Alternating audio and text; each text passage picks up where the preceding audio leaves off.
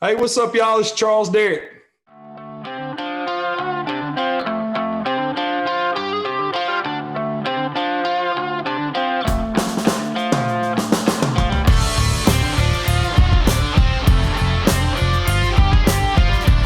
And this is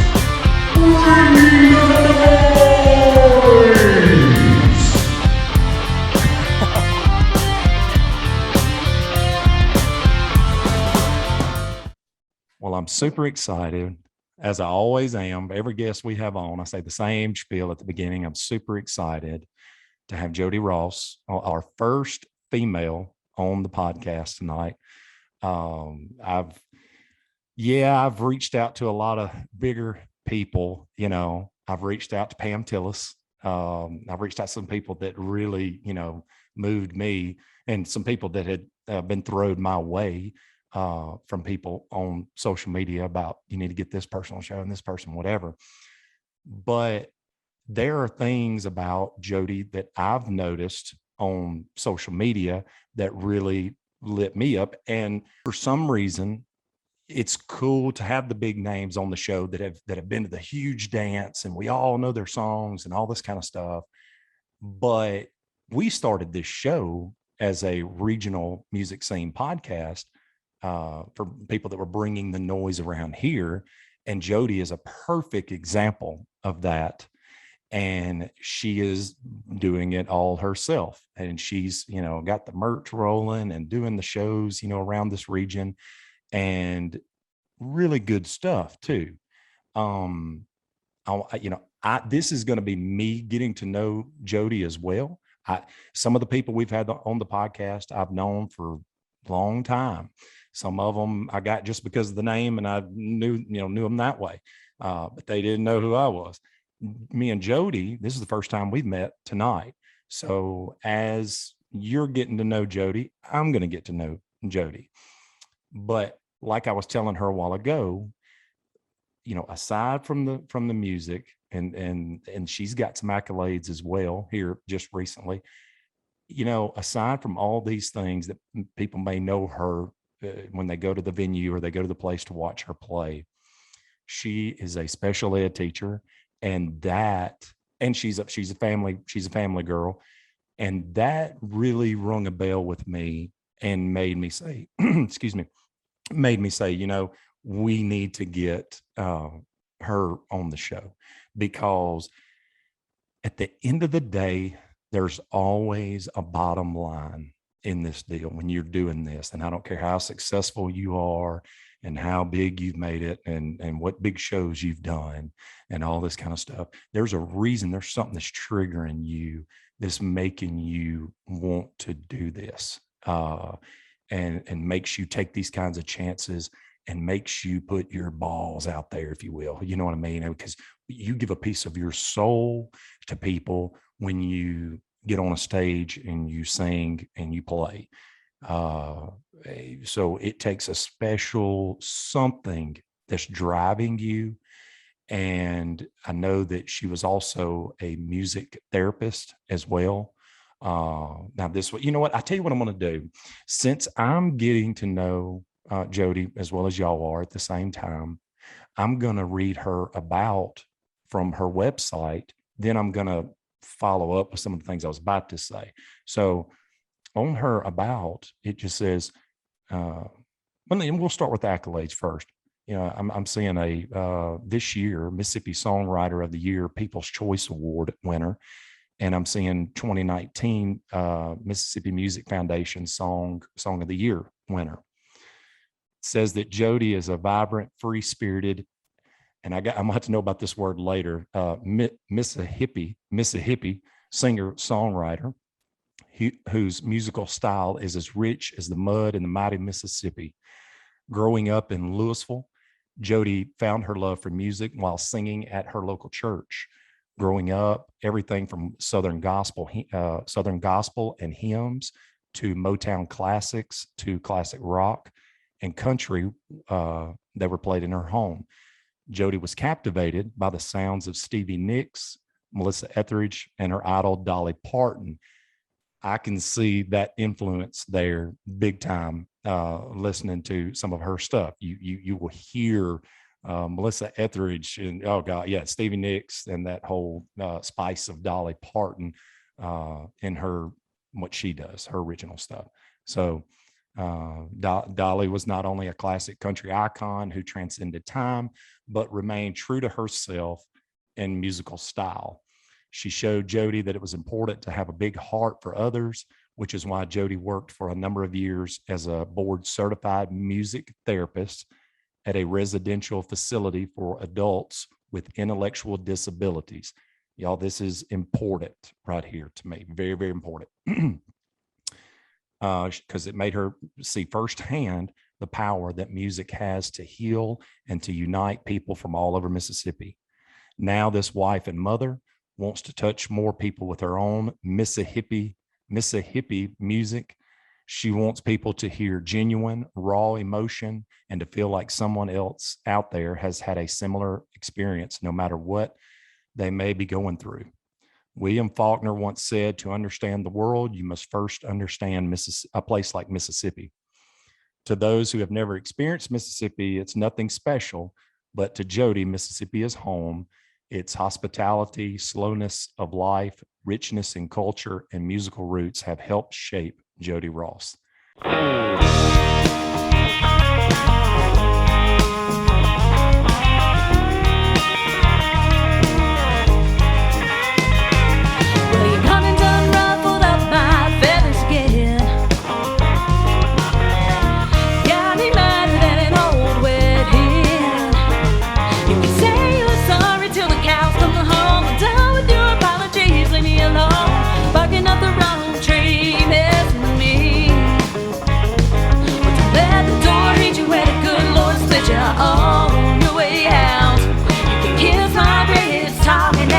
Saying nothing, sugar, sweetheart, yeah. You're gonna make me lose my religion. We're gonna have a country Jesus meeting. But God like ugly, so I'll just have to say, bless your heart. How you doing, Jodie? I'm doing great. How are you? I'm good. I wanted to talk about, I guess, first and foremost, before we dive into Louisville and growing up and all of that, I wanted to talk about the music therapy, and I'm willing to bet that's probably a lot of the influence or the what pushes you behind the scenes of a lot of this. Yeah. For sure. Absolutely. So growing up, I was music, as you read, was a big part of my life.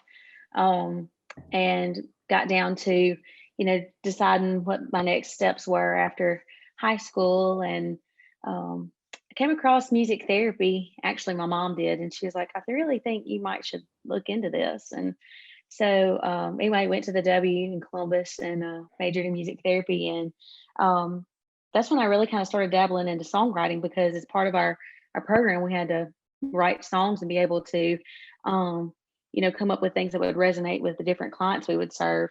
But the special needs population has always been, I guess, the population that's touched my heart the most and the one that I wanted to work with the most.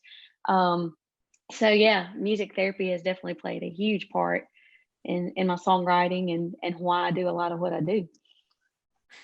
Now, I've got a son with Down syndrome, one of my boys. Right. And yeah. And so that even, more so hit home, and I am originally from Caledonia. Really? And I went to the W I want to say, if you added it up, so it's, some couple classes here, a couple classes there, maybe a full year or something, but I ended up going to state and finishing up. Yeah. Well, that's cool. Yep. So I know all about, because I was working at the W at that time. Okay. As a boiler operator in the physical plant. Gotcha. So I was all around campus all the time, and they gave us you could take 2 classes at a time for free or whatever. So I was, while I was doing that, I just took some classes. Gotcha. So, So That's where the music therapy started, or is that Yeah, that's really where it started. Was honestly, I had no clue that music therapy even existed, and I kept going back and forth between um, majors that were either musical or medical. And honestly, medical really didn't sit well with me because I don't really do blood and guts that great, uh-huh. and chemistry and all that stuff. But anyway, so I don't know. I was like, that'd be something to be able to use my talent with something that could help others. And so I was just like, yeah, I think this is it. So it was just a really good fit. Now that shirt you got on, is that for your new single?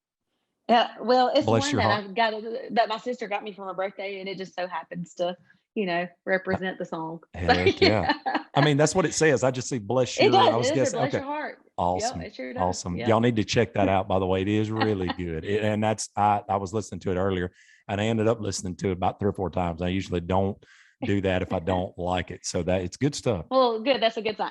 Yep. Good stuff. Y'all. You need to check that out. So we can go ahead and put that plug. You've got that is available everywhere you can get your digital Yes, downloads, I'm everywhere. guessing. Mm-hmm. Sweet. Yep. And then your official website.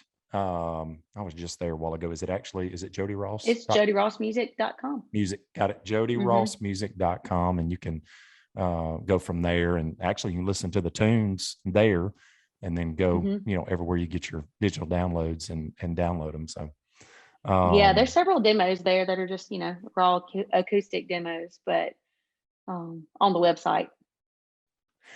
how long have you been doing this? How long, when did it, you know what? I'm not saying before we go way back. I mean, how long have you been out there actually doing it, like bringing the noise? How long have you been actually playing venues? Since 2018. So like not very long. Yep. Yeah. Yep. No, I'm totally with you. Yeah. And so you've been in a professional studio laying that stuff down how many times? Once, twice?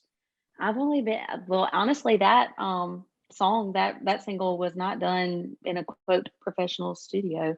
Actually some guy friends of mine from down in the Jackson area, Josh Journey and Casey Yeah. Adams, we put that together in their little home studio. Yeah. Wow. Where did what is Mississippi? How did that Okay. come about? So actually I can't take claim to that. When I lived in Senatobia, that's where I started doing all the music thing. I got connected with two guys, Stephen Michael and Mike Hamlet, and they've created this brand called Mississippi. Gotcha. And so Stephen Michael is another songwriter. He plays around the Memphis area a lot, songwriter festivals. But anyway, so he kind of took me under his wing while I was there, and they, let me uh, in on some of the album work that they were doing, and let me open for Steven at one of his shows and that kind of stuff. So, but I think they've kind of taken the Mississippi thing and kind of ran with it, and they're doing songwriter nights and all kinds of stuff. So I'm not as connected with it anymore as I was when I was up there in that area. But so that's where Mississippi comes from. Gotcha. I saw that and I was like, man, I've never heard in all these years, never heard that. But it's cool. Yeah. It's kind of catchy, So, all right, now let's start back at the beginning now that we've kind of laid some foundation. You tell us, from all the way so you were born in Louisville or? Born, raised, yep, in Louisville. Okay. You're born in Louisville. And what is the earliest? So were your parents musically inclined, or I mean, where did that seed get planted? So my mom played organ in church. She played piano some too. I was always singing. I mean, I don't know. I laugh and joke that I came out of the womb singing. I don't know, Mhm. but anyway, I've always loved music, and my dad always had songs playing in the truck. We'd go to town, and like my earliest song I remember like absolutely loving was "Thunder Rolls" by Garth Brooks. That and Achy Breaky Heart by Billy Ray Cyrus. I used to sing those two at the top of my lungs when I was little. But anyway, I just always grew up listening to classic country music and the newer country stuff. And then even, Dad listened to like all like the Motown stuff. So that's where that comes in. He listened to the oldies a lot. And I would always, when I was a teen, I hated it. I'd be like, please put it on like the top 40, leave it on that. And yeah, but now looking back, I'm like, man, I'm so glad you taught me that, it made me listen to that stuff because it's good stuff. But anyway, I always was singing. Mom, like I said, played instruments in church. My dad's side of the family, I believe it's his granddad or great granddad, could pick up any instrument and just play it by ear. Now that missed my dad. But I guess some of that musical gene somehow got to me. But I play guitar and sing and can play piano. I play a lot. Again, music therapy, I had to know how to play a little bit of like percussion, and we had to learn how to play the auto harp. And I'm trying to think of anything else that was strange. I picked up the ukulele, the mandolin, just some random stuff like that. Wow. Yeah.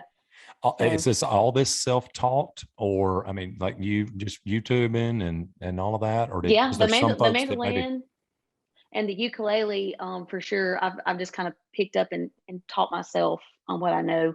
The guitar was learned. I went and took guitar lessons to a certain point.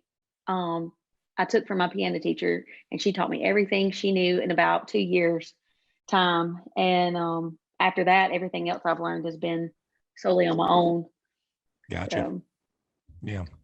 Because there's always that first period of you have time where you want to just take the thing and throw it because you're so bad, and it hurts.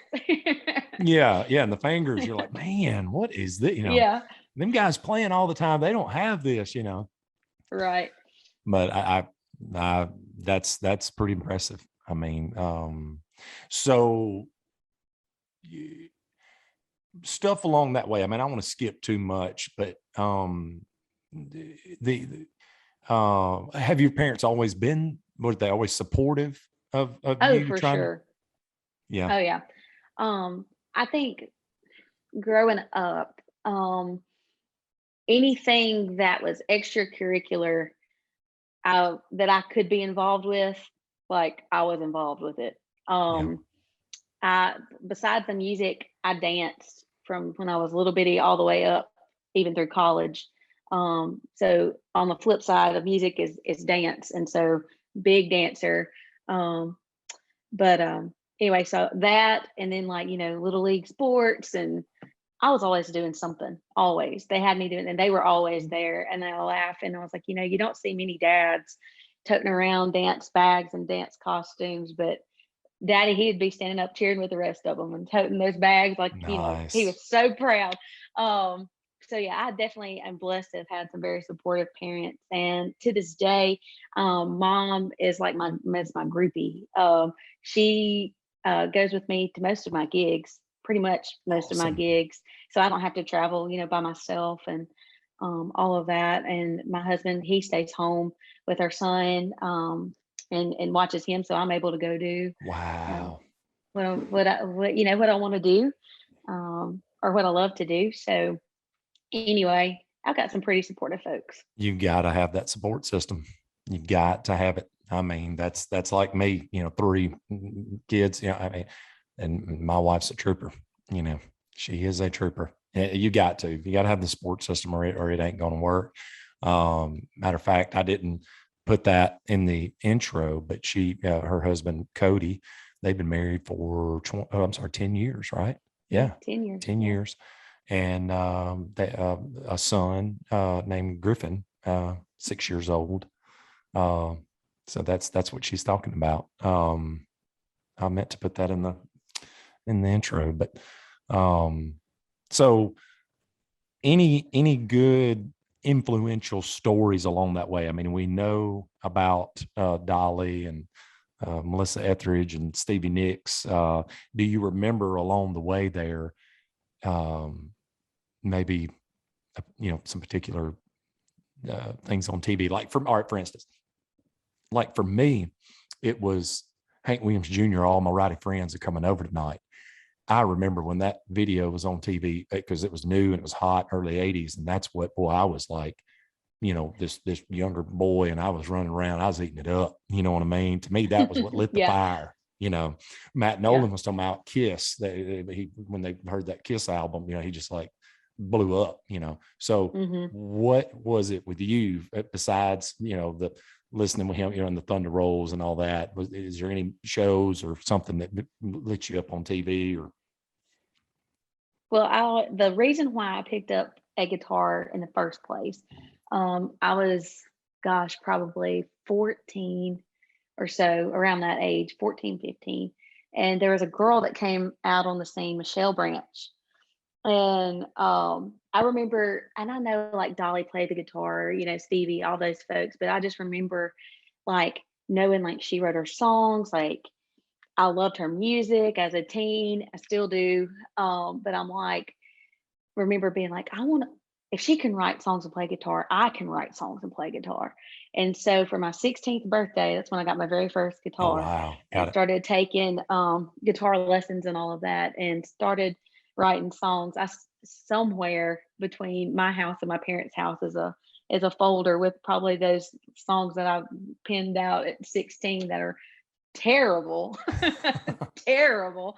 But anyway, and probably about a boy, to be honest. But anyway, I started just kind of jotting down, writing stuff then. And then, later on, I was in college, but that's when Taylor Swift came out on the scene, and, singing and songwriting. And even again, I was like, if she can do that, I can do that, Yeah. So, but I ultimately relate back to Michelle, and just thinking how cool it was that some girl was up there, putting out albums and on MTV, and, like, hey, I can do that. So here we are. Nice.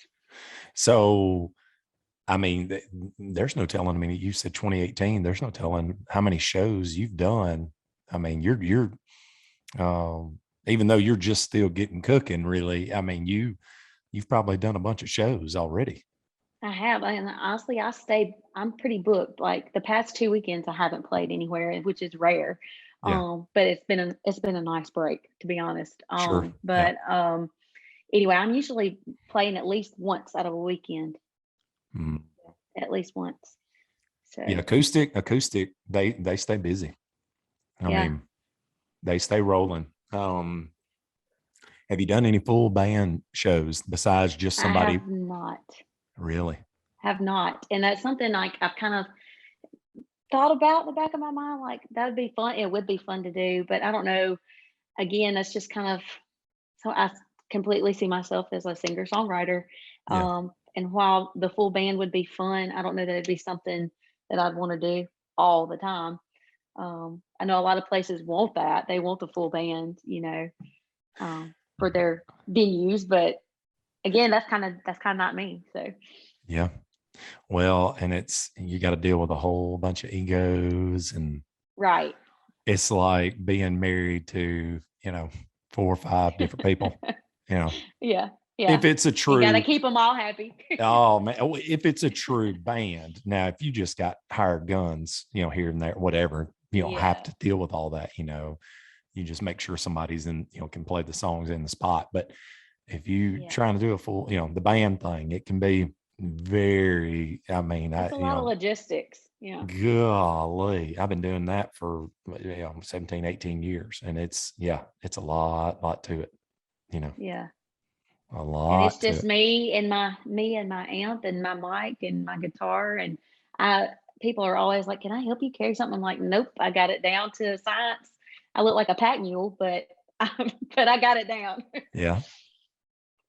So, What is your favorite show you've ever done so far to this point?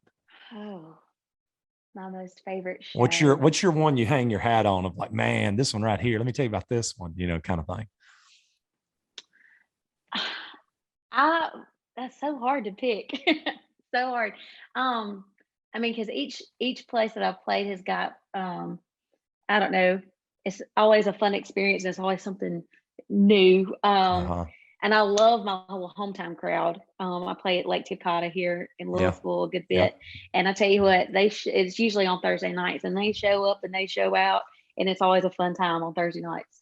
Wow. But I guess if I had to really just sit down, like pick a show, um, I Well, love doing like the songwriter rounds, and uh-huh. I did the Mississippi Songwriter Festival back in 2019. It was my first time to ever experience something like that, and it was just like probably one of the most fun experiences I've ever had, and just meeting different people, especially around here in Mississippi, and making different connections. I guess if I could probably rank a show, it'd probably be that one. I just love that. Huh. Have you okay, but hmm. Hmm. Have you opened up for somebody? Have you done a lot of that yet? Or I've done a couple. Like I said, I opened for Stephen Michael before, and he was still just kind of like up and going then at that point too. And we played at the High Tone in Memphis, which is a really like eclectic yeah, little yeah, yeah, yeah, venue. yeah. And then, but as part of my People's Choice award package or whatever, I got to Hmm. open up for uh, the Dr. Czar's Funk Dr. Monster. Czar, yeah. Yeah, in Canton at the Hot Air Balloon Festival this past time. So that was fun. Sweet. Okay. I'm with you. Yeah, I'm with you. Well, yeah. maybe you know what? I'll tell you what what's your goals? What are you wanting to get out of this thing? What are you wanting to do? What are you trying to achieve? I got into this thing with no goal in mind. Like, Uh-huh. and I honestly, I guess it's still like it's still shaping. I can't like just put my finger down like this is what I want to happen. Um, I started playing these little open mic nights when I lived in Senatobia. Um, Let me rewind a little bit. So when I worked as a music therapist, and I worked at that place for adults having intellectual disabilities, called the Baddour Center, which is a fabulous, fabulous place. But anyway, I worked there, had my son, and the schedule just kind of was a little hard to manage. And the more older he got, the more I was like, really would like to teach special ed and use music therapy in the schools. And again, we're in Mississippi, ain't nobody hiring just a full out music therapist to come work in the school system. So I was like, there's my loophole. Go back, teach special ed, and be able to use music therapy. Um, so anyway, that freed me up too to have my summers off, have my weekends, normal weekends, and then the breaks, in between throughout the year. So I was like, you know what? I think I can kind of start pursuing this music thing. I've always wanted to play live and play. I was like, let me play in a couple of restaurants, and whatever, and I'll be good to go. And then this little coffee shop in town started doing open mics, and I was like, okay, so I'd go play covers. Well, then I got brave and started, sharing some of my original stuff. Somebody to this day, I don't know who, heard my song that won the best original song at the Mississippi Music Awards and nominated me. I still, like I said, I have no clue who did that ever. And I like tried to like bait hooks and get people to be like, it was me, nobody's claimed it yet, ever. Uh, But anyway, and that just kind of like opened up these doors to be, sharing my songs. And then I got involved with the Musician for Labano project and then doing these songwriter festivals. And it's just like it snowballed out of nowhere. And I was not ready for it too. And I was like, you know what, let's just go with it. It's kind of my motto, just go with it, just do it, um, just wing it. But anyway, so I think now if I could really like pinpoint what I would want to do, with having a family and having a family life, I feel like, and with the age that I am, I kind of feel like I've outgrown the Nashville scene. I've outgrown I don't know, that kind of lifestyle.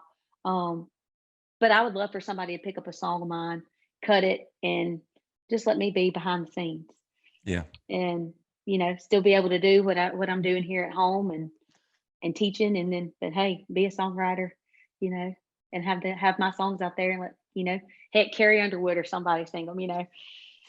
Well, they've got, most of those bigger labels have these all these people that do a lot of writing together and Right. whatever.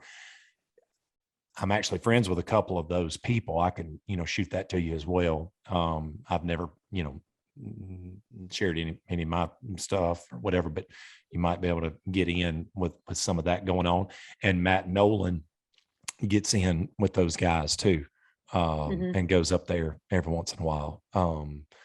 That would definitely be, I mean, I'm sure it's, pretty cutthroat, just like anything is in the entertainment business, but that would definitely be, you got to know the right people. You know what I mean? For sure. I mean, me and you both know it's, the people who's going to do something like that for you are not necessarily, at the whatever in Louisville, Mississippi, you know what I mean? Or whatever, Yep.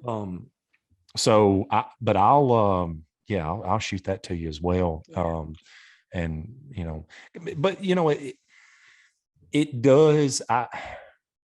To me, when I first got going, it was like in playing the bar and it was packed and it'd be 500 people or whatever. You thought, man, you're on cloud nine. Like, how can it get any bigger? I remember watching a Motley Crue documentary one time, and Tommy Lee was talking about playing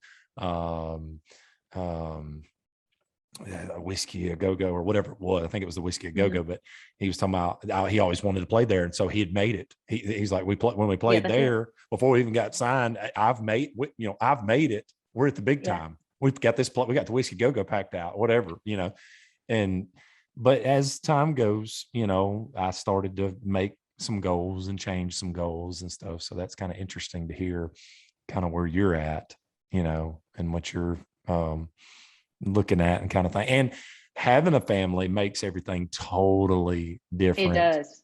I mean, don't get me wrong. At least you're a realist though, because I'm a realist and there's some people who don't change their goals as they get older or look at what the truth may be. I mean, I'm 40 years old, so I know I'm not going to be, the next Garth Brooks or something. Right. So it was, it was time to maybe change my whole thing and, do something else. So, but there's always, there was a Katie Osland, Katie Osland didn't make it till, maybe her early 40s or so. I don't know. She was old, She was, And she was like this, beautiful singer, just unreal, so to say that there's, no chance of something like that, I mean, that's not the case. Never say never. But at least you are a realist saying, I don't need to, necessarily run to Nashville and put my family on the back burner and whatever. You're still trying to be that mother and wife that you need to be. And because something really, me and Jason Miller were talking about it the other day, actually. A lot of the people that we've had on the podcast, some of the bigger people, every one of them, they all said the same thing. They said, that they were having issues like with their kids and stuff and not wanting to talk to them anymore. And they're trying to rebuild a lot of those relationships that were torn, because they put all of that, they put it that the business number one and everything else was back burner. I mean, they love their kids and everything, and they'll tell you it just wasn't as much as at that time. That was number one, and you got to be careful because it can become a drug, Oh, for sure. And I was just thinking about that the other day too, like how, it can easily, like you said, it becomes a drug. Like, oh, well, I've accomplished this. Let me catch, let me do this, let me check this off, I guess the most exciting thing happening for me at the moment, I'm actually headed Wednesday afternoon to spend the rest of the week in Muscle Shoals at the Muscle Shoals Songwriter Festival. And I'm going to be playing around there on Friday afternoon. But I'm attending a workshop that they're also doing, and there are going to be some publishers there and some people associated with Nashville. And sweet. different connections that could possibly be made. So, yeah, it's a little exciting, a little nerve wracking, to know that, somebody could possibly hear something of mine and something come from this weekend. But, anyway, but then again, it's come down to, well, I'm having to take off school, and my students are just as much as my kids as my own kid. And so the anxiety and the stress of making sure that they're going to be taken care of while I'm gone, because nobody can do it like I can do it. Nobody, that's at least what I think. Nobody can do it like I can do it. And my child, like, is he going to be taken care of? Is everything lined up in place? And so, like, it's kind of like when you have that family life and you have this musician life, having to balance it all, and it can get to be a lot. Yeah. Keep God first and family first. Exactly. You know what I mean? Right up there. Yep. That's it. And let this other stuff be third, fourth, fifth, whatever, Yeah. God and family before everything. And Right. that's coming from a hellraiser from way back, but it's the truth. It's the truth. And it's, I fought a lot of that stuff for a long time, and it reaches a point where you're either going to be hard-headed and learn it in the long run, or you're going to learn it, when you've got time to make everything right and all that. We're all on a clock, and it's countdown, Yep. And I think that's one of the reasons too why, like, I don't really have any quote set goals. Like I said, I have ideas in mind of what I would like to accomplish. But like you said, you keep God first and you keep family first. And ultimately, I know whatever He has planned is what's going to be the best. So when I say I just roll with it, I'm actually just letting Him roll with it, and just trusting the plan and just going with whatever door opens that He allows to open, and of course, making sure that it's a door that He's actually opened. Not something that you forced open and put things on the back burner that you shouldn't have put on the back burner, but because it's, even if you don't become next big thing or those, you may be in the safest place in the world, not setting those goals that you were talking about, because sometimes people, when they don't reach them, they start doing crazy things to try to reach them. And then they put certain things on the back burner that shouldn't be on the back burner. And then, then they start reaching those goals. And then you hear that story of, be careful what you wish for, because you're going to get it. And then you get it. And then you're like, I'm here, not what I but wanted. I done lost everything that really was important to me, Yeah. So you're right. That's exactly what I think is meant by, if it's in God's time, or God's saying, okay, now you deserve this right here, but you're still going to get to keep your family. You're still going to, and you're going to get to truly enjoy everything, and not just be like this. Because I've experienced that. I've experienced a lot of, along the way, not everything, but some of the things that, I thought was so great and grand, I had to give up things that I shouldn't have, or I'd put some things, so it was all in vain. You know what I mean? Yeah. You're doing it right. Well, I try. I think so. And there was something on that, which you said a while ago, I was going to ask you about, but I will say this too.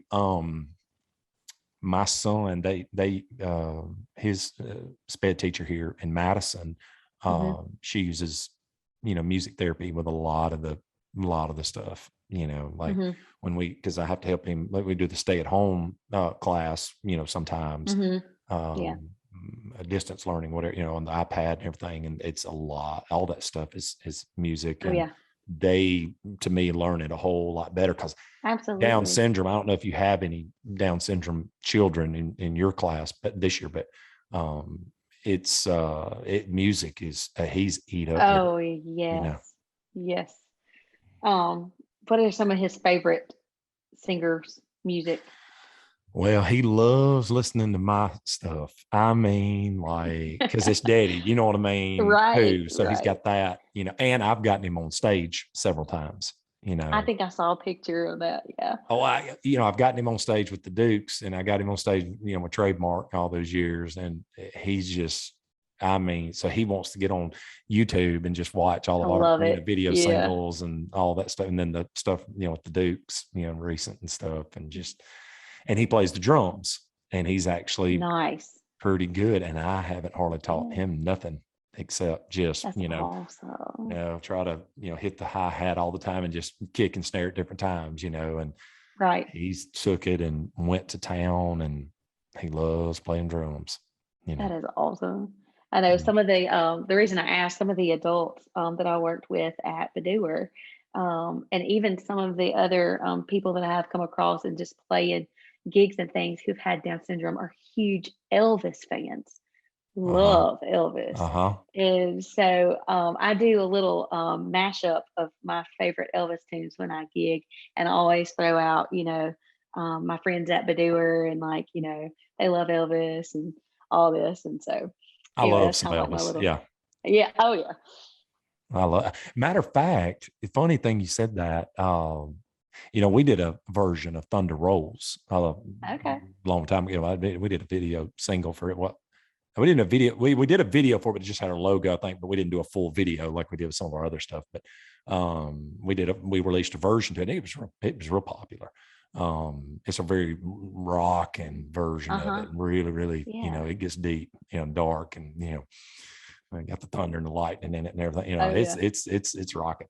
But he loves playing that song, from back then. Yeah. But they use that. Yeah, they use all that music therapy, and I'd love to, see what all you do. But his teacher here, Miss B, she's really, really good with him. Yeah. They got a really good here in Madison. Is just really, they got a lot of money, here, I guess, for Mississippi. Oh yeah. You are also going into the studio in December. What is this all about? I am. So I'm actually going to, I'm still kind of deciding on what song I even want to go bring to the studio. But there's a guy, I think his name is Brennan. I'm not sure of his last name. White, possibly. But he has started a little studio called Fairview Sounds in Jackson. Okay. Yeah, around the Belhaven area. Okay. All right. Yeah. So anyway, he's done some recording for Ants Rigby, some different indie type artists. But anyway, I reached out to him and just was like, I kind of like what you're doing, and I like that everything that I've heard from you is individualized. It's not a cookie cutter. You came to my studio, here's what you get. You sound just like somebody else that came. That's really important to me. Well, you want a producer, not just an engineer. Exactly. And I've toyed with the idea too of, let's just go up to Nashville. If we're gonna do it, let's do it big. Let's just go up there. But again, Mississippi is home. And I'm big on roots. I have my bracelet. I don't know if you can see, but it says Roots and Wings on it, and that's one of my songs too. But nice. Anyway, it says Roots and Wings, and it's really important to me to stay true to my roots. And so I'm like, what, if I want my music produced, I'm a Mississippi artist, I want it done in Mississippi. And I'll so I have, like I said, I've never worked with him. It's the first go for both of us working together. But I like what I've heard from him, so we're gonna get another single out there. So well, I do just one. Do go do a few. Right. Yeah, it may end up being that. But you hit on something right there that I think is really important. Somebody that's going to spend the time to give you your own sound, not just, like you said, cookie cutter sheet where I'm going to give you the same sound that I give everybody that comes out of here, and let's just get this money and get her and get going quickly as possible. You want somebody that's going to spend some time and get that other, producer's perspective of, do that, do this, and well, now let's build the music too, because there's things you can do with the music too that can help sell the song a whole lot more than just if there's this killer vocal thing going on, Right. and the music's just kind of mundane, change and then mundane, you know what I mean? Mm-hmm. Yep. Somebody who gets it and wants to give that feel to it and make the music on, make your hair stand up too, besides just Yeah. you trying to sell it, Right. So that's, and I don't know him. I don't know him in particular, but he may, maybe what the doctor ordered, but I'll also give you, those other names and numbers as well. And Nick Smith in particular will do that and will take you to the promised land for sure. Just from my experience, not Right. dating this other guy. This other guy may be fine, but he will take you there and try to take the whole thing there. Well, that's cool. That is awesome. I'm glad to hear,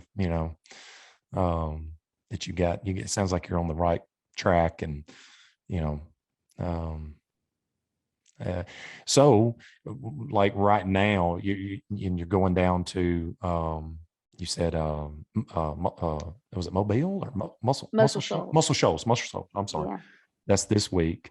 And then it's back to the regular, venues when you come back. Back to the regular venues. I Like play Georgia. at Georgia Blue. Yeah. Yep. I come down to Jackson area sometimes, but mostly Starkville because that's just right up the road for me. Gotcha. Yep, that and the lake and Well, you did Grenada too. yes, I have played in Grenada. I saw the outside. Yep, and I go over to the Delta to Greenville a good bit. I hadn't been since probably this summer, but they're talking to me about getting me back over there. They changed hands at the place where I was playing, so they've swapped owners. Now the new owners are reaching back out to people who have played and everything. So yeah, I've seen hope a to be lot back of over that. there. That's one of my favorite places to play. It's about a good 3-hour drive for me, but it's one of my favorite places. What's the name of it? It's called South Main over in Greenville. Okay. Yeah, I'm not. It's I'm a not as little familiar. small, like little mom and pop restaurant, but the people that come there, like they appreciate music. Yeah, So that makes a big and difference. that's what I like. Yeah, it does. Yeah. Oh, very, very cool. So the husband, Cody, keeps Griffin, but what is his thoughts on everything? I mean, does he, all right, let me put it like this. Does he try to give his thoughts on your stuff, or does he like, that's your thing, do your thing, I'm gonna go hunting, or what's the deal? A little bit of both. I would say he is probably let me see how to put this. Be He's careful. No, I'm just kidding. I don't know how to put this. He definitely lets me go and do my thing. There's been a couple of times where I'll play during the week. For instance, I've gone to play in Tupelo like on a Thursday night, which is really, it seems like it's a lot farther than it really is. It's only like an hour and a half. But he'll be like, that's a little too far. He gets a little bit protective like that. That's just a little too far. Yeah. But like I said, mom usually tags along, or her dad tag along, so it's fine. But so that, and then, but like as far as music goes, he doesn't really say much. He will tell me like, I don't know if you need to play that one again. No, he said what now? Say that one more He's time. like, I don't know if you need to play that one again. He'll give me. And so I'm like, okay, Simon. That's what I tell him. I'm like, okay, Simon. But the other day I was working on an original song, and I was playing it. He was in his own. I don't know if he's watching TV, playing his video game. He likes to do that Call of Duty stuff. But anyway, he was doing his own thing, and I was just in here playing, messing around, and with my new original, and he just out of the middle of nowhere, he's like, "That's your song." I was like, and he's a man of few words, like I said, when it comes to my music, other than being like, "I don't think you need to sing that again." So when he said that, I was like, "Okay, all right." So Yeah. we'll run with it. So that one may be the one I end up recording in the studio, but Hey, so well, if it perked his eyebrows from playing the game, Right. it's got some substance. Like, oh man, yeah, maybe I'm to something. Right.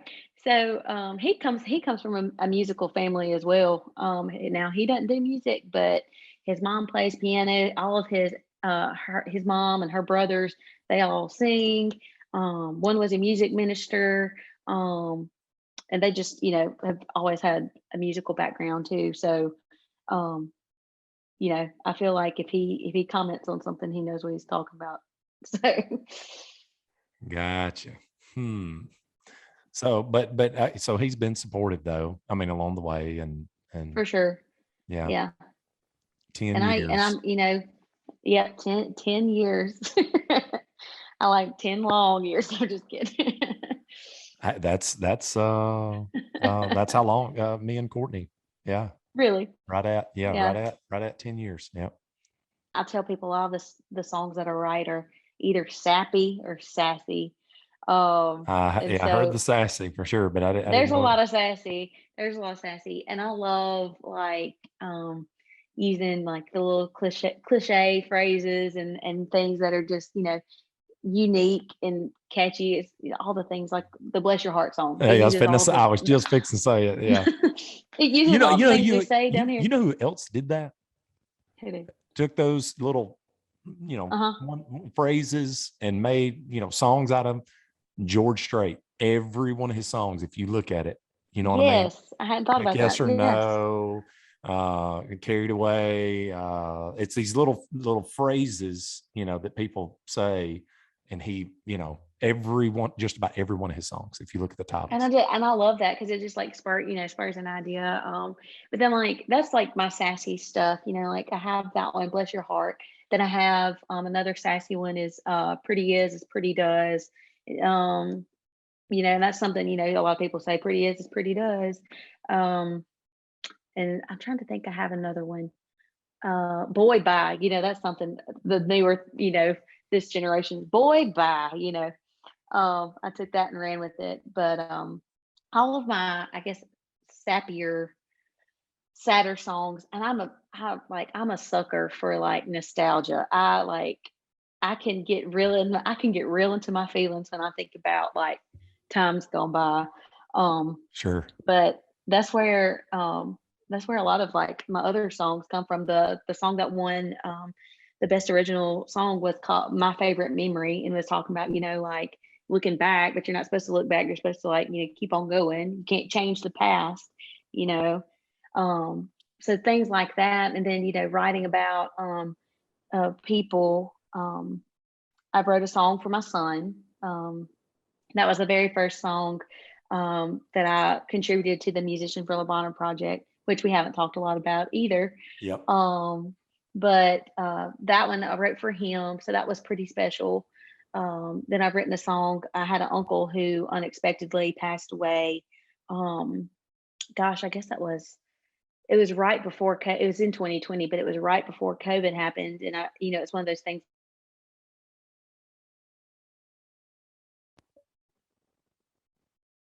to celebrate his life in a normal way and not have all of these restrictions on who could attend the funeral and how many people could be there, um but I wrote a song about him, or because of everything that happened with him. So there's a couple of songs that I have that have a little bit more depth to them than just the bless your heart type stuff. Yeah. And again, that's one of those I'll share bless your heart with anybody and everybody, but it's got to be the right listener and the right, I guess, audience for me to really open up and let you have some of those deeper songs. But, Yeah. Well, tell me about more about Lebanon. so that was a project. From what I understand, it's been a project before in the past, but they revived the project back in 2019. And so what it is Memphis area musicians donate a song to this album. They go either if they can be something that's already pre-recorded that they just say, here you go. Or if, for my instance, my song wasn't recorded, so I got to go into a studio, record my song, then they turned around, and I've had it, in hand to put on the album. So they compile all these songs, and it's usually like 2 discs worth of songs. So, and all the proceeds from the album go back to benefit Le Bonheur. Um, and back in 2019, when they started it again, they did a visits to the hospital where they took a couple of the artists who were able to come, like 3 or 4 of us at a time. I think they did either 3 or 4 different groups of musicians throughout the summer, and would go and visit the hospital, do a concert for the patients, and then after the concert, we split up and we got to go visit some of the patients in their rooms, and all of that, play songs for them or whatever.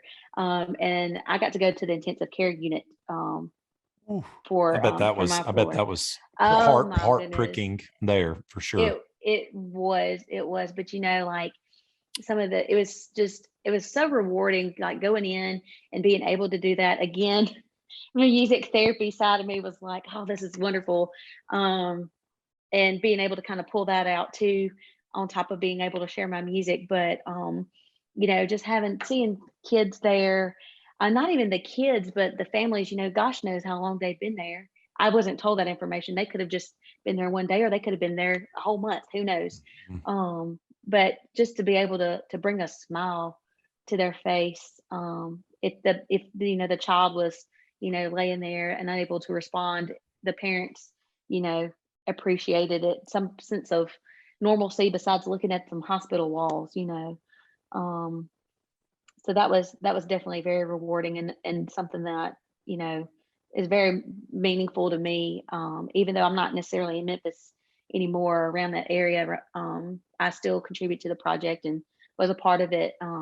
This past year, with COVID and everything, we weren't able to do the hospital visits and all of that. But instead of doing that, we put together a documentary about musicians for Le Bonheur, and I kind of got to go in and kind of do something like this. They recorded me talk about my music and played a couple of um, my songs, and talked about the stories behind the songs. Kind of like, I can't remember. You might can remember the name of the show that was on MTV. It was like maybe it was Unplugged or something like that, where they would just be like the artists getting there raw and they play their song, and they talk about it. It Yeah. was kind of like that Yeah. same Setting. setup. Uh-huh. And they called it Le Bonheur is the name of the Sweet. documentary. But what they did after they completed the documentary was they sent it to the hospital and they showed it over like all the TVs in the rooms. Since Awesome. we weren't able to go visit or whatever. So that has definitely been a very meaningful project. And actually, one of the high schools in DeSoto County, their filming class or whatever is in charge of filming the documentary. So not only are we like impacting these kids that are and families that are in the hospital, but these high school students are also getting to be a part of something bigger than themselves. So it's just a really cool project. Sweet. Yeah. I've always said that there's a reason like these NFL teams and college teams, stuff like that will take the players to those hospitals and things like that, Mm-hmm. because, that there's, no matter how much we think life is, down on us or whatever, if you go see people fighting for their life, and, Mm-hmm. it puts things in a totally different perspective. And a lot of times they'll even have, smiles on their faces, and Oh, for just sure. looking at things totally different than, and here we might be bitching about something that is Right. not that big of a, is not a big deal at all. And on the flip side of that too, I'm thinking about the students that I serve, and like your son, like, a lot of people look at people like that and think, oh, poor pitiful them. But no, it's Mhm. not, oh, poor pitiful them. Like, they have some of the best attitudes and the best outlook on life and some of the happiest people. I'm like, man, if we could all be just a little bit more like that, you know? We can, I always tell people there's a lot of little things he can learn from us, right? A whole Mm-hmm. lot of stuff. But then there's about 2 or 3 main huge things that we can learn from him that we all are lacking compared to him.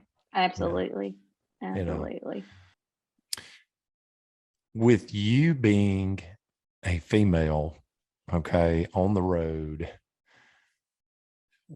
what is some of the crazy things that has happened? I'm sure of it. And if you don't want to share or whatever, but I'm sure there's been some crazy things and people trying to hook up with the girl singing. You know, uh, give us some stuff there, because uh, I know what goes on, especially when people are drinking and stuff. And I'm sure mama's probably had to kick somebody off of you or something, you know. Thankfully, I mean, I haven't had anything happen just entirely like crazy or inappropriate. Like nothing. I'm gonna be like nothing I can't handle. But I will say, like, I've had drinks bought for me and that kind of thing. And Sure. mom was with me at one show, and this guy came up and, what you drinking? Like, here, let me buy you beer. All right, whatever. So he comes back, sits it down, and mom told me later on, she was like, I was going, don't you do it. Don't you dare do that. I said, Mama, I looked, it was not even open. Like, had it been open, that might have been a different story. It wasn't even like popped open yet. Like, it's okay. I was like, Mama didn't raise no fool. I know what I'm doing. And so anyway, that, and I think the most recent, another funny story involving my mom. So I'm setting up, and like I said, I've got my my setup down to a science, and she was just kind of sitting off to a corner by herself. Well, this girl just comes on up and just plops down like she knows my mom. I'm like, okay, didn't really think anything about it, and setting up. I hear them like conversing over in the corner, and anyway, mom hollers at me. She's like, Joe, how old are you? And I was like, 33. Kept on setting up, didn't think anything about it. Later on the way home, she's like, when I asked you how old you were? I said, yeah. She said, the girl asked me, and I hollered at you and asked you how old you were. And she went, well, she's like, she's as old as Jesus was when he died. So I didn't know if I was getting groomed for being getting groomed to be in a cult, or if that was a compliment. I don't really know how to take that, but that's kind of been like the craziest craziest comment I've ever gotten. So I'm as old as Jesus was when he died. So The longer you keep doing this, the more crazy stuff you're going to have. Some crazy stuff before it's all over with, I can promise you. Let's see. Not necessarily like super crazy, but this happened over in that little the restaurant in the Delta I was playing, and it was an older group of guys there, 60s, 70s, sitting there, after work, whatever, having a meal on Friday night. And I pulled out Hank, hey, good looking. And one of them just got up and come over there, opened his billfold, and I imagine he was trying to probably give me a $10 bill, but he was fumbling a minute, and he looked, and it was 100. He was like, "Oh hell, just have it." And so he put $100 in my tip bucket for playing Hank Williams. So I was like, you know what? I'll play Hank anytime you want me to. No doubt. Yeah. Heck yeah. I've been there. I know exactly what you're talking about. That's awesome. So yeah, that was another funny. So yeah, none of them have ever tried to get your nothing number like, or anything like too that? rough or no numbers, no That numbers is given. shocking. That is shocking. Yeah, no numbers given. I'll have to say, most places I play, yeah, there's there's the drinking going on, but it ain't nothing too crazy. I got you. See, usually it's people, once they've done, went too far in the alcohol, they'll get brave and start doing all kind of stuff, and saying all kinds of things. And right. Yeah. Hey, I usually go ahead. I was like, I'm usually, very like I don't know. I've never like really taken a self-defense class, but I know how to like appear like I know what I'm doing. So anyway, I definitely keep that strong sassy persona. Like when I walk into the car, and I've had offers like, "Can I help you take stuff to your car?" And I'm like, Oh "No, I yeah. got it. I got it. I'm good. I'm good." Uh-huh. That kind of thing. Keep the door closed on But that. yeah, Yeah. exactly. I keep the key between the fingers. So Yeah. Yeah. I was gonna tell you, I lit I lit the owner's wife's dress on fire one night, blowing fire. Like the beginning of the show, I used to blow fire. uh-huh. Yeah, like we big light show. It was a big show, Oh, pyro, yeah. Oh, I went, woof, like freaking circus, and blew fire and this big old, fire, and fireballs came down and hit the dance floor and just went like this. And the owner and his wife had just came from some big, uh, you know, maybe a company party or something, and really dressed up, and it went straight to her dress. Oh no. She started going up, but he was putting her out. Yeah. I mean, it like, I I don't was know stop, what drop, and roll. oh, it was, I mean, it was awful. I Oh, mean, it that's was terrible. like, yeah, I mean, it was awful, but just looking back, some of the story, I mean, oh my gosh, I could tell you about, I mean, I ran and jumped in cars running from people. And, because we used to take the shirts off and did all that thing for a long time. And Oh, yeah. yeah, it was wild. I mean, it was, and we used to do That's a some, whole show. it was, yeah, it was a circus, So yeah, some of the stories were, over the top. Oh my God. You know, some of them I'm glad I've forgotten, and some of them I wish I could forget. Yeah. But yeah, as long as you keep rolling, you're gonna have some interesting stuff. Mama's going to end up having sure. some, you know. But Oh, yeah. all roads lead, and with you starting older, maybe just what the doctor ordered with you at the point of life that you're at too. I mean, because we're Yeah. talking about me and in the 20s, you know what I mean, and just Right. there wasn't some real good eyes looking forward and thinking ahead, and it was more of just what's fun for right now. Right. Right. And, yeah. I know. I have to think too. I guess that's kind of like, I guess what keeps me in check. I'm obviously, I mean, I have my standards, but knowing that whatever I'm going to do is gonna reflect back on what kind of parent I am, what my child is ultimately going to deem is, oh well, mom does it, it's okay. So exactly. I have to be a little bit responsible and not let loose as much as I probably would like to. But kind of keep that in check, and also keep in mind too, there's a lot of venues I would like to play, if they were like, hey, yeah, you want to come play a show. But I'm like, well, what does this venue represent, and what would it look like for me to play there? And I don't want to sound like, a goody two shoes or whatever, but I mean, it's just important. Having standards ain't goody. Yes. Yeah. No, it's not. Yeah. And I'm with you. And that's me. If I didn't believe that, I wouldn't tell you, and it's taken me a while to even get there, but it is, you're doing the right thing. And anybody that would say anything like that, they really don't matter anyways. You know what I mean? Or they right. need to start thinking about some things too, honestly. Yeah. Because you gotta have some standards, you stand for something or you fall for anything.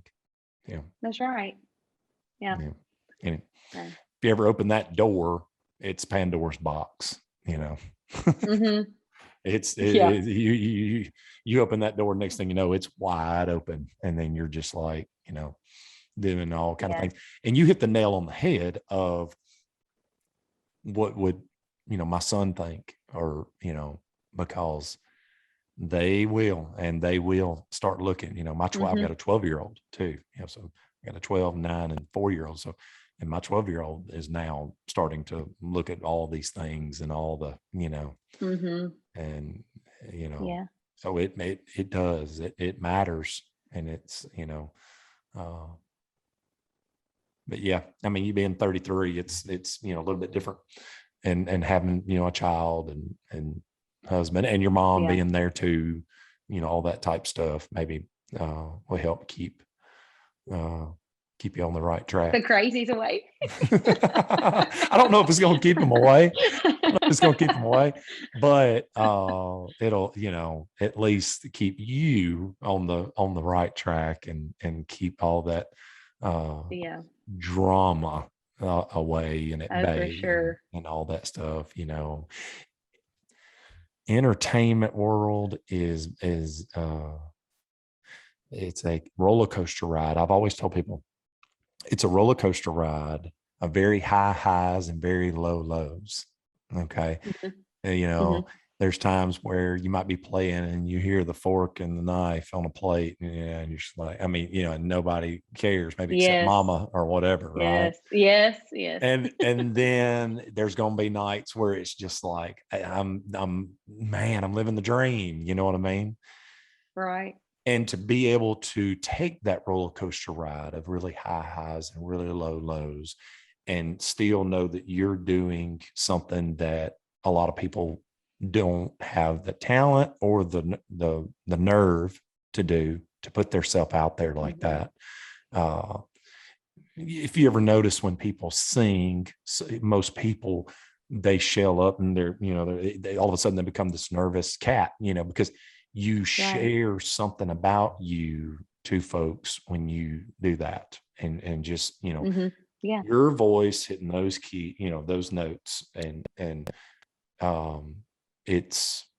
there's just something about it, and it takes a special type of person to do that. Having said all that, if you can take the high highs and the low lows and still do that, I think overall, it's going to be like, I'm so glad I went on that journey through the entertainment business in my own little path, Right. I know, I guess kind of being raw and open, if you will, like being the age that I am, there's been times where I'm like, I'm 33. Like, what am I doing? Why am I doing this? Like, I'm not gonna be in Nashville. I'm not gonna be, going on tour, like I say I'm not gonna be. That's what I'm thinking. I'm not gonna be. Like I've missed that time in my life. I'm a mama, I'm a wife, like that's what I'm supposed to be doing. Like I'm not supposed to be doing all this other stuff, and I've like dealt you're with this selfish. You're selfish for doing that, is what people would tell you. Yes. Like I'm selfish. And then like, and I've even like, told my husband and I asked him and like asked other people like, am I crazy? Am I crazy for doing this? Like my worst fear is to look like, and I don't mean how this sounds, but my worst fear is to be, people look at me and be like, that girl needs to go on and go sit down and hush. Like she thinks she's one of these folks on American Idol that thinks she can sing and play and all this, and she just needs to go on. That is like, and I feel like sometimes I feel like that's me. I'm like, why am I doing that? Like I'm making a fool out of myself. I need to just go on, and sit down. All right. My thoughts on it. And I think this is the truth, unless somebody proves me wrong. I've seen a lot of people say the same story is the reason why I'm fixing to say what I'm about to say. We all know that, we said it before, that God and family needs to be the top, and then everything else below it. And as long as you keep it that way, if you don't do what you can do and what you feel like makes you happy in the time where you can do it here and there, whatever, it's not like you're doing it every night of the week and you're not living up in Nashville. You haven't put them on the back burner. Then a lot of these people that did I'm gonna call it the social standard correctness instead of political correctness. Okay, we're not talking about policy. We're just talking about the social standards, in around here and Right. wherever, of the way that, the majority of people think you're supposed to live. Right. Okay. Mm-hmm. Almost every one of them start living vicariously through their child, which is not healthy either. Mm-hmm.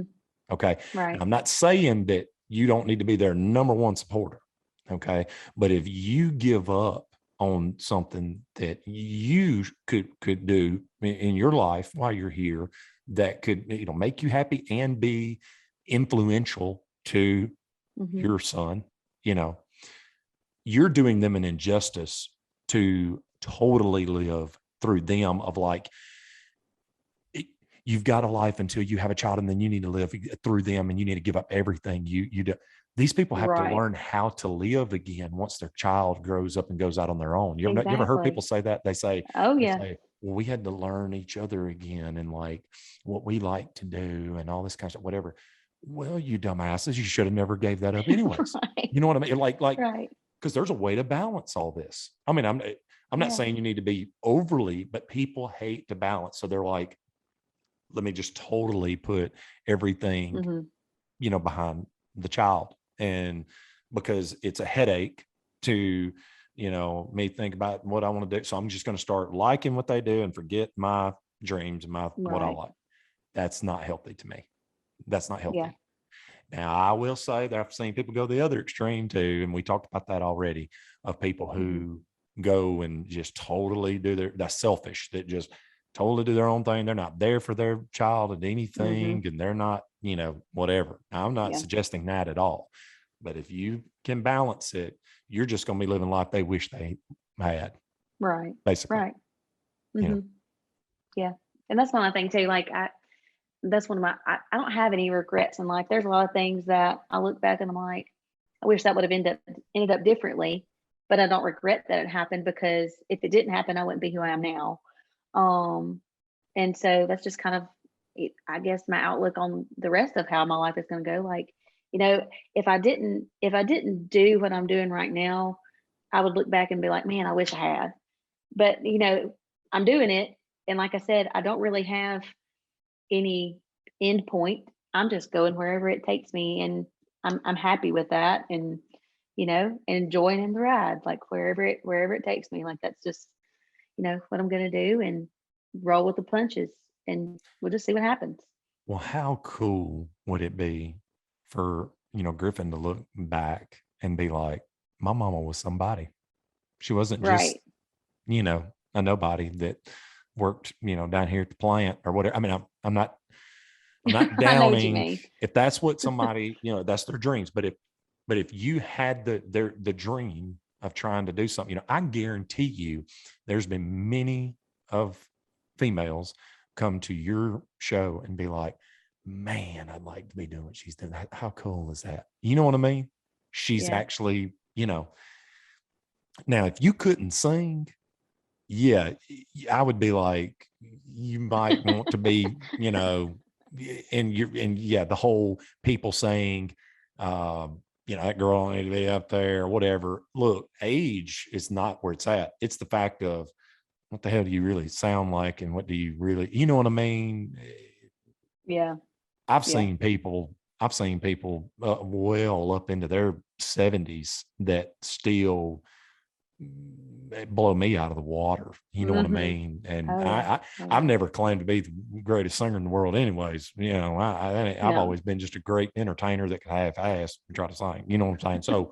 So, but to me, as long as you've got the ability and the art to do it, and you're balancing your life, hey, let them think. People going look, they're gonna think what they want to think. Hey, and I'm gonna tell you something.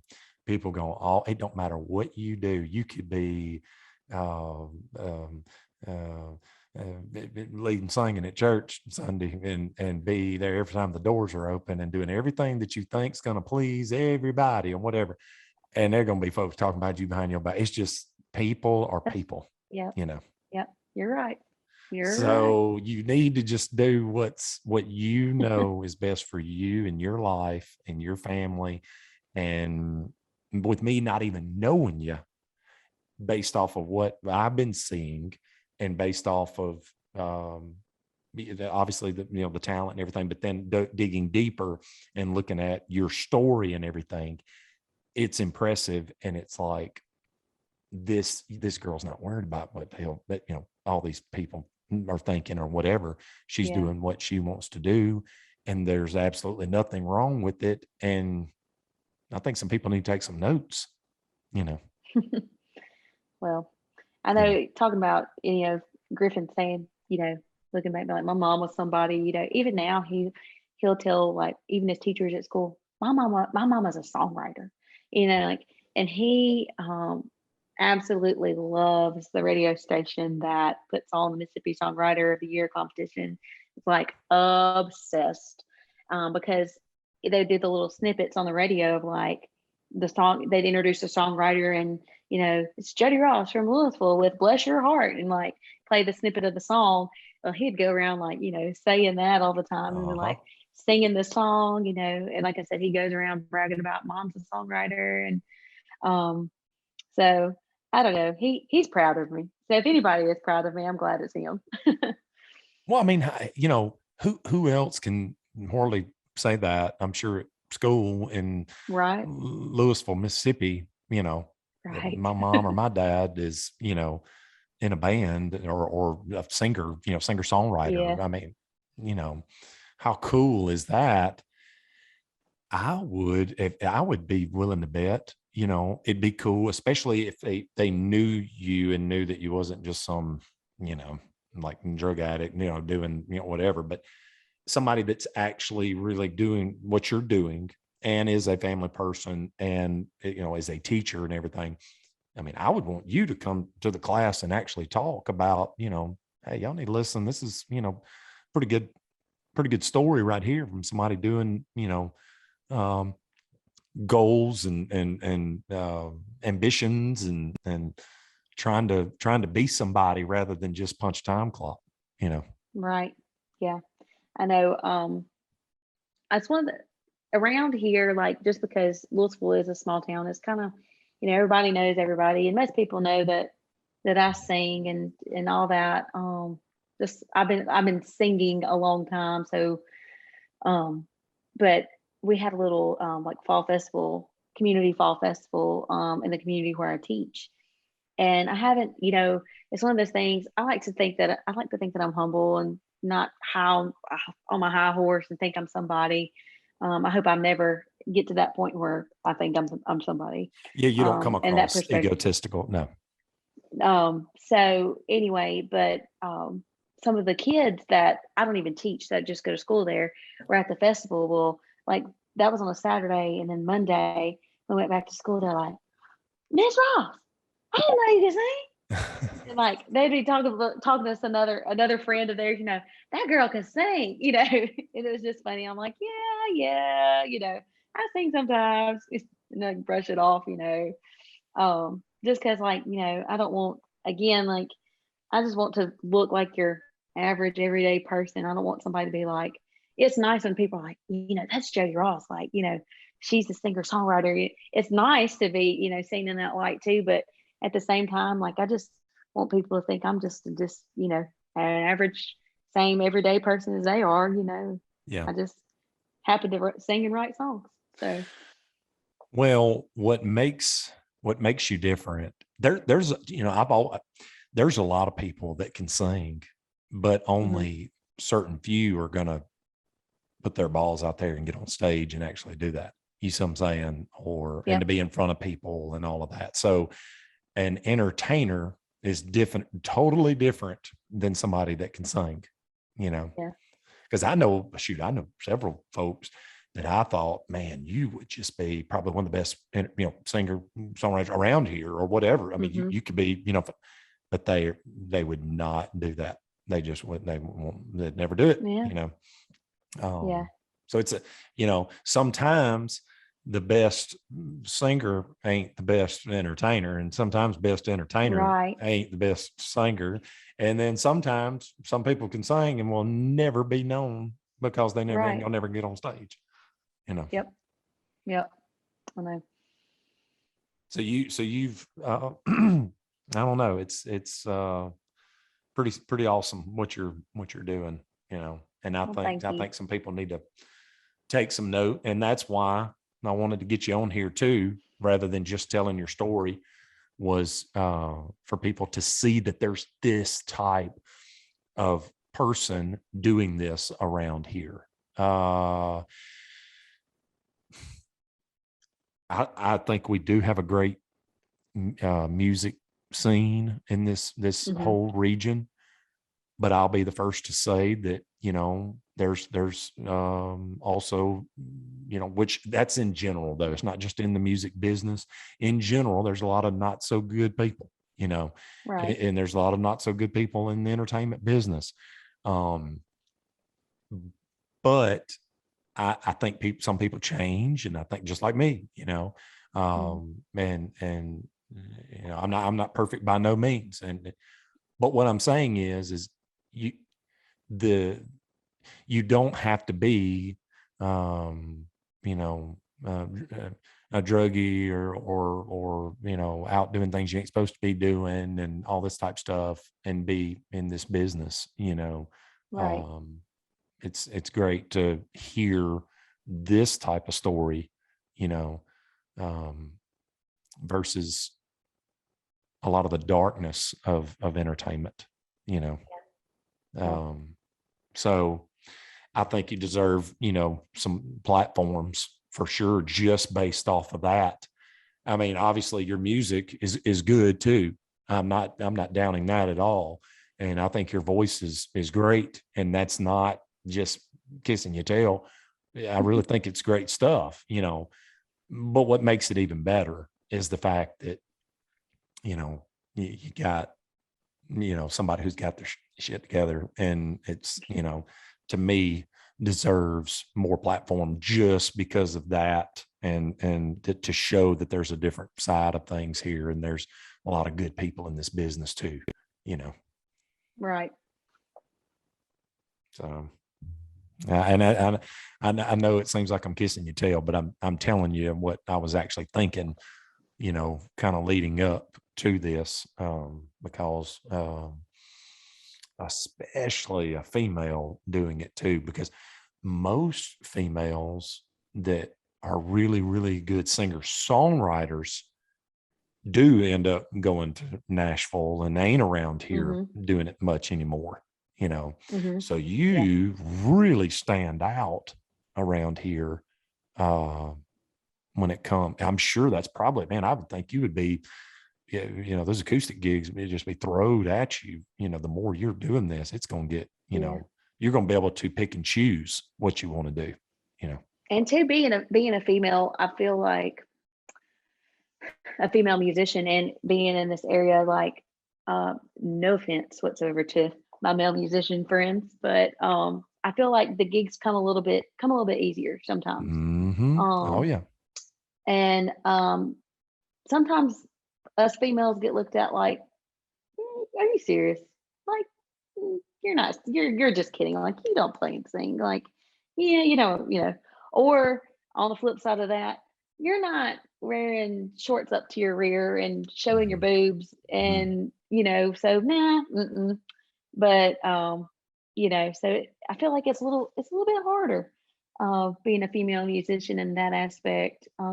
Keep one by because I keep standards, and don't necessarily, you know, sway from those at all. It makes it even more harder to find places to play. But the ones I will tell you, the ones that do book me to play are consistent in booking me to play, Mhm. and the crowds are there, and the appreciation is there. Not just from the audience, but from the wait staff to the owners. Like, I get comments all the time because, like my little bio says, I mean, I have a whole, like, wide range of cover songs that I play, and I play, stuff that everybody's going to sing to, or at least know a little bit of something that I play, and then I throw in my originals too, depending on the mood and what's going on. But anyway, I get told all the time, like, man, like, we really appreciate you being here because like we can just like you just have this presence about you when you're here playing like it's just like this whole vibe, and like everybody's just having a good time and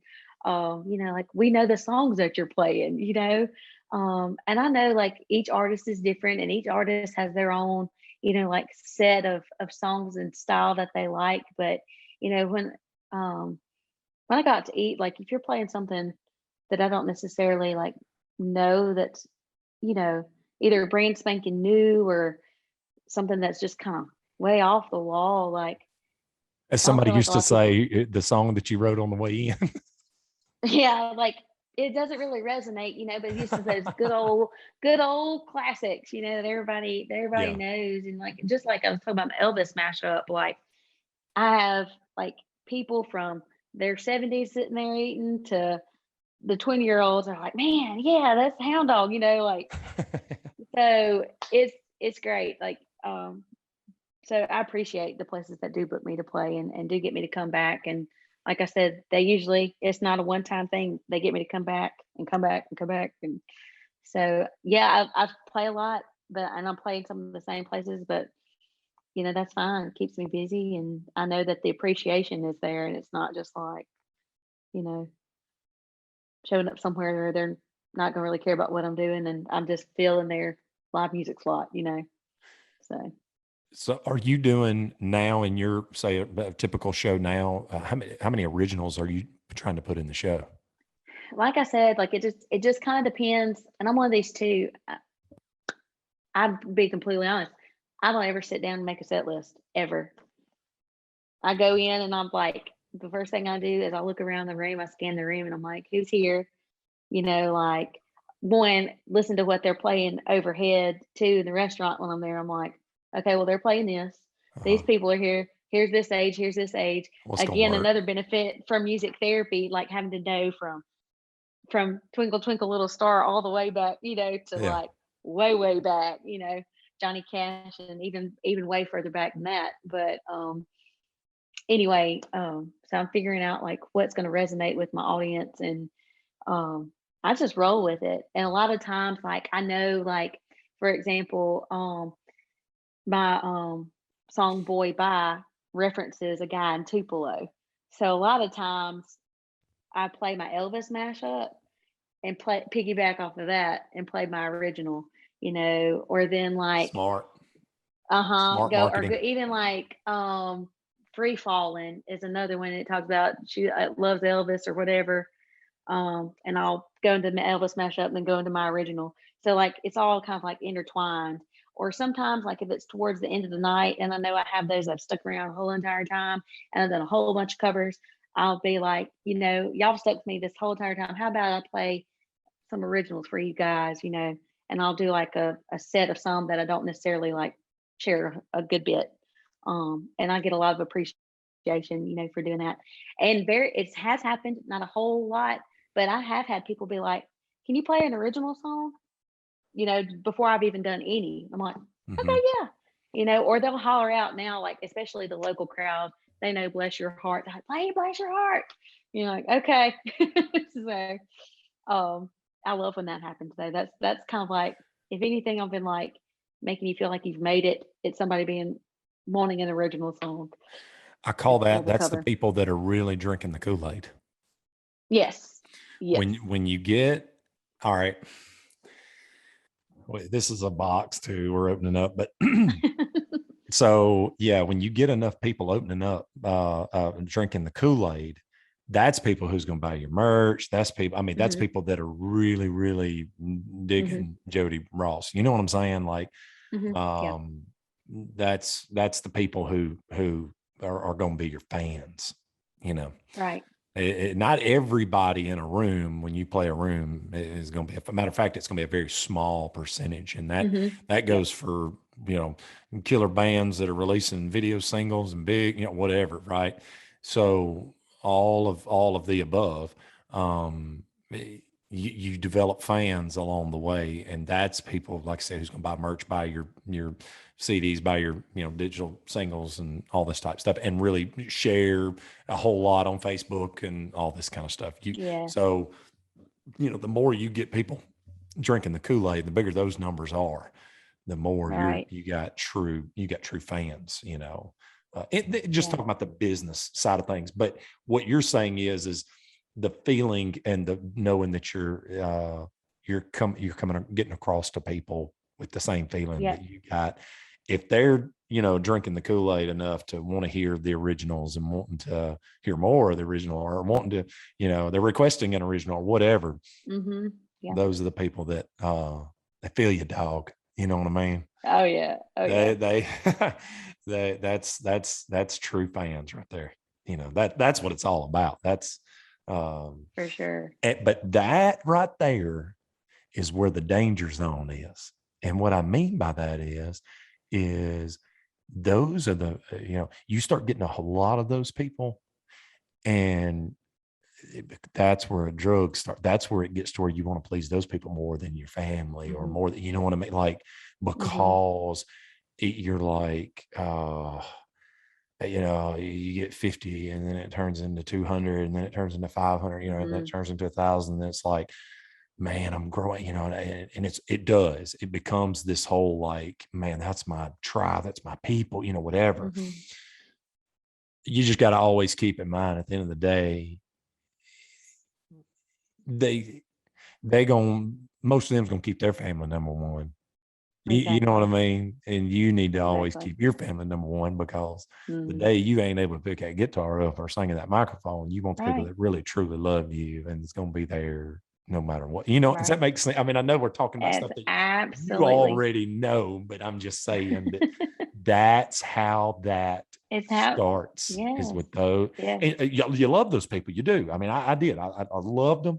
Had people that tattooed, trademark on them, a bunch of them, and all this kind of stuff. And I mean, was drinking the Kool-Aid, you know what I'm saying? But, you just, there's things that's more important at the end of the day. You have to always remind yourself of that, no matter what, Well, I tell you what, tell us about your songs, maybe a few of the ones that you would like to talk about, and maybe where your thought process was in writing those songs. You can start with "Bless Your Heart," I guess. Okay. Yeah, that's probably the easiest one to start talking about. We mentioned it earlier, but I was just sitting there thinking about being born and raised in the South, and all of these little phrases that we say down here that only we really understand. I don't know, other than like "bless your heart," like "kiss my grits." Like, what does that mean to people up north? Like, what is "kiss my grits"? Like, what is that anyway? But we know what that means. So I don't know. I was like, there's got to be like a song in there somehow, like, to piece all this together. And it just kind of like, I started thinking, gathering all these little phrases, and then I was like, okay, well, let me see how I can piece this together into this story. And "bless your heart" has lots of different meanings. The older I've gotten, the more meanings "bless your heart" gets. You get the poor like, "Oh, bless your heart," or like, "bless her heart." It just depends on how you say it and what you're talking about as to how you take it. So anyway, well, of course, I ended up going with a more sassier version of "bless your heart." So there's that. And then I have a song. It's a newer one that I've written. It's called "Small Town USA." Again, growing up in a small town, everybody knows everybody. Everybody knows your business. That's kind of like my hook. Everybody Like, calls you friend. I was had that yeah, song going. Yeah, everybody knows everybody. yep. And they call you friend, or at least they think they're your friend, or whatever, or you think they're your friend. But anyway, so I have that little hook about everybody knows everything about you. Well, at least they think they do. And Babe kind of threw that in there too about oh, they'll be sure to say a prayer for you, but you better make sure you don't want them what you share, because they're going to share with everybody else. kind of deal. So that's another like little sassy song of mine that I wrote from, again, just personal experiences of people thinking they knew this information about me that was completely not correct, you know. Yeah. But anyway, so those are kind of, I guess, some of the sassier ones I've written. I'm trying to think of maybe one that's a little bit. I mentioned that when I wrote about my uncle, or about all that experience. I'm trying to think of another song of mine that's kind of a little more in depth. There's one that I've shared recently on my social media, and I kind of forgot that I even wrote it. And it came back to me because I remember I shared it like, gosh, 2 years ago around this time. And the name of the song is Perfect Nightmare. And I shared it because I was like, Halloween, nightmare, spooky, that was my whole deal for sharing it. And I remembered, I was like, oh, I shared that song. How's that song even go? So I went back and listened to my video. And so I sat the other day and like kind of revisited it. I even like changed the key on it, and did it like pretty much the same, just change the key. But that one I kind of thought about like a person that I had a relationship with before, like, put on this whole like facade, like being this really great person. And then they ended up not being a really great person, Yeah. and doing me very wrong. And so that one definitely has a little bit more meaning to it. And then I have another one that's called 1111, like the time 1111. And it got references when I was a teen. It was kind of like this thing. If you were up at night and it hit 1111, like you're supposed to make a wish. Yeah. And so I remember like being on the phone with a boyfriend, and then like 1111 he'd be like, oh, I wish we'd get married. I'm 16 wishing I'm getting married, and like looking back, I'm like, oh, so dumb. Anyway, so dumb. But anywho, so I wrote this song about 1111 and like making a wish, and like, but spinning it not in a wishing in the good way, but wishing like this wouldn't have happened, kind of thing. And then there's Oh a yeah, I line like in that. there Yeah. that says, there's no genie in a bottle of Jack, but I keep throwing it back, trying to drown out, your memory and all of this. And so I like that one song just because of that line, I guess one of my favorite lines I've written in a song. But yeah, so like I said, a lot of my stuff is either sappy or sassy, and the ones that are really sappy or really like in depth, like can really have some depth to them, I think. But yeah, I get hung up, like I said, on like times gone by, and you know, thinking about how things could have been or could have turned out. Um, and sometimes I like to just sit in that and you think about it, and then that's where some of my songs come from. So Yeah. Nice. Nice. That's good. That's good. I like that. I like that. Yeah, you definitely need to get in with some of those songwriter folks in Nashville that are doing some of that work. Uh, just for those labels and yeah, see if they'll. I mean, I'm sure they get people hitting them up a lot, oh yeah, from people that know people like me, in this situation that know I know somebody that knows somebody, whatever. But if you have the good stuff, if they might look at it, it hmm might open up some doors. I, yeah, I, I don't know, yeah. I know a lot of because people like do the whole co-writing thing, and that's kind of like Mhm. a big thing. So that's something I've been dabbling in as well. Um, Myself and another singer songwriter artist from around the Delta Memphis area, Grace Askew. She was actually on The Voice a couple of seasons ago. She was on Team Blake as well. Yeah, I didn't know that though, but yeah, I know of her Yeah, from Memphis, around Memphis. yeah. Yeah. So she and I have done a couple of co-writes together, and she has a little more edgier sound than I do, a little bit more of that Western, not necessarily country Western, but that Western like Indian, Native American vibe, you know. Uh-huh. Um, so it's been really nice to co-write with her and kind of get that her style and my style to kind of mix Uh-huh. and come up with some stuff. So that's been a neat process. Um, yeah, and like I said, she's got a lot of accolades attached to her name as well. And so even just to be able to say that I know her and I've worked with her is pretty rewarding in itself. So Yep. Yep. Did you ever go to Graceland up there? You ever been to Graceland, the Elvis's? do you know I've never been to Graceland? Wow, really? Never You been need to to go. Graceland. You need to go. I know, I need to. It's pretty I cool. tell people that. And I tell them that, and I tell them, I've never watched the Star Wars movies either. And they're like, you serious? I was like, I mean, I know who Yoda and Darth Vader are, but I don't Yeah. ever watch them. Yeah. Star Wars wasn't my big thing. But yeah, I mean, we're, We're getting off on something else. But no, yeah. I mean, but you're right. I mean, it's all like pop culture type stuff. I mean, yeah. Elvis was the man. I mean, he's awesome. Oh, I yeah. mean, to me, even when he was going down, in 76 and 77, like what I mean, health wise, he, was gaining a lot of weight, looking puffy and all that kind of stuff. Mhm. That guy was still just like, I mean, the singing was getting ability, was after it. good Lord, I mean, when he was doing Unchained Melody and all that stuff in that last concert, that CBS special, Mhm. right before he died, it was like, Right. man, this dude was bad to the bone, vocal, singer, Right. and showman, For sure.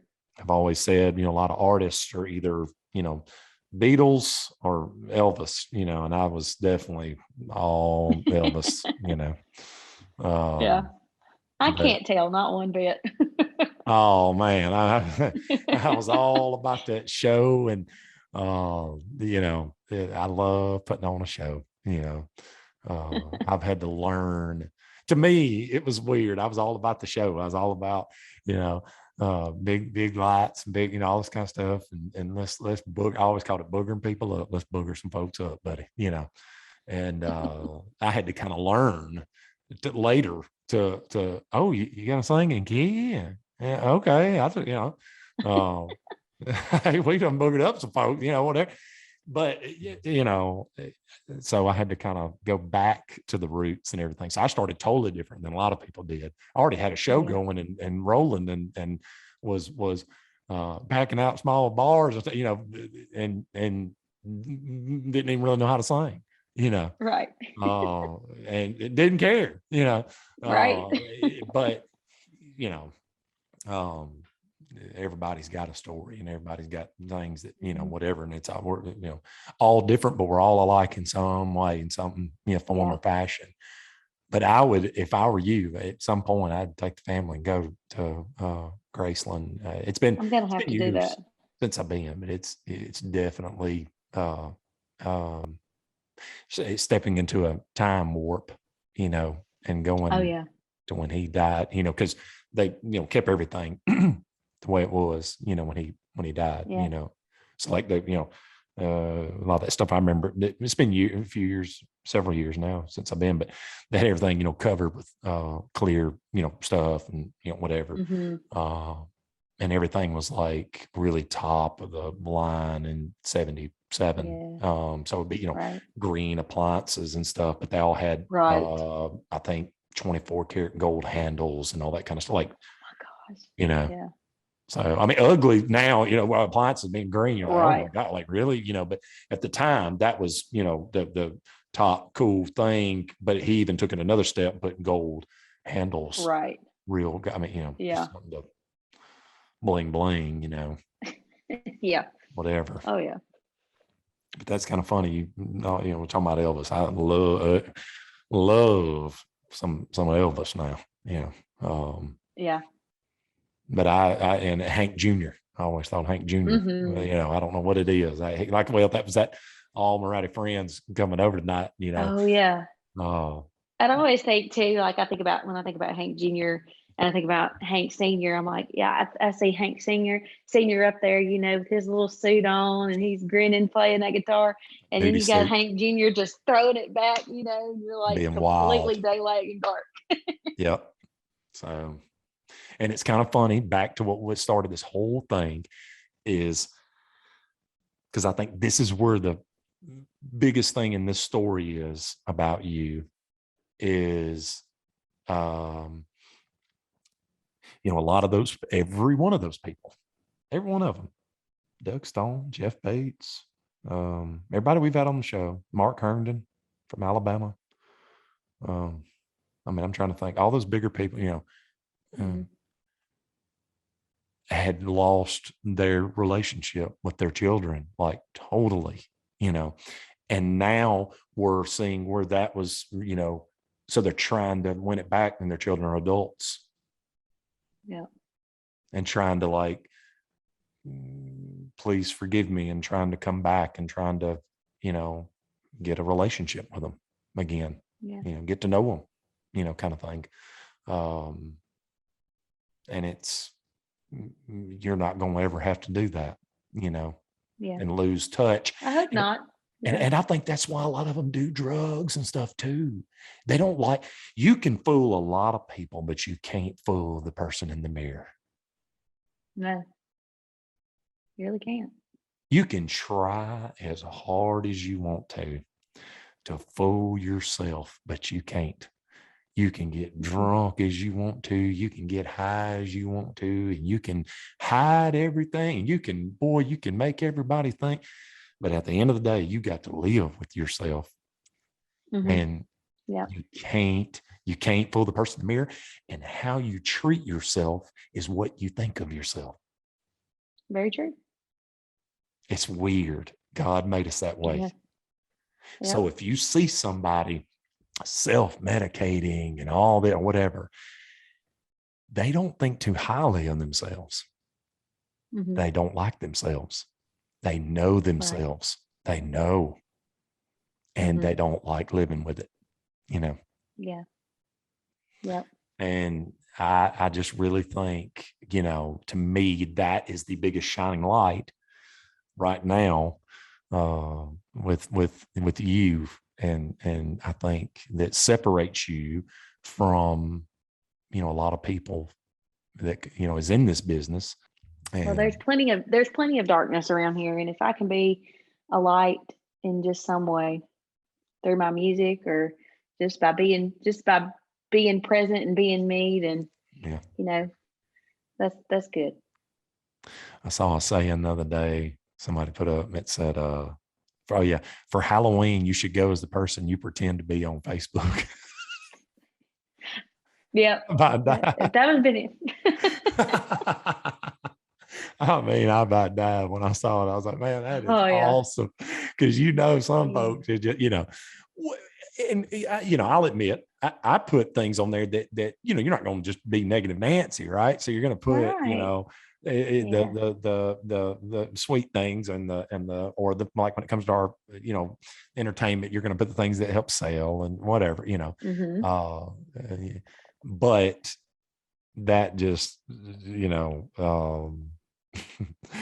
because there may be somebody that or something that's maybe portraying some way on there, and them in real life, you're like, man, these folks don't have a clue about this cat, Exactly know exactly what you're talking about.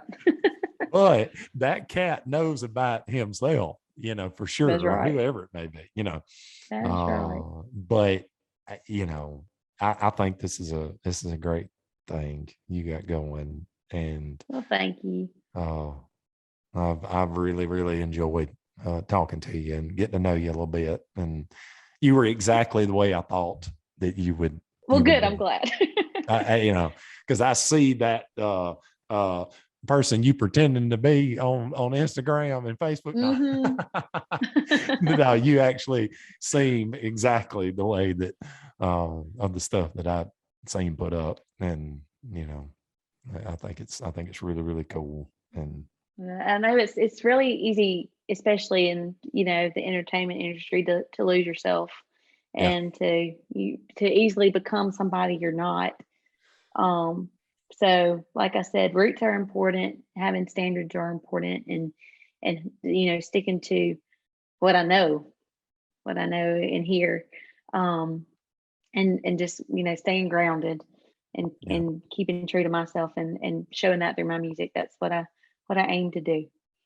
And never change that. Never change that for fans or success, which means more fans and or anything like Right. that. So, Yep. but thank you so much, and I Well, enjoyed it, you're and welcome. I wish Thank nothing you. but the best. Thank you. And We yeah, shall have a good see. night, and I'll shoot this to you as soon as I'm finished with it. Okay. Sounds good. All right, see ya. Thanks. All right. Bye. Bye.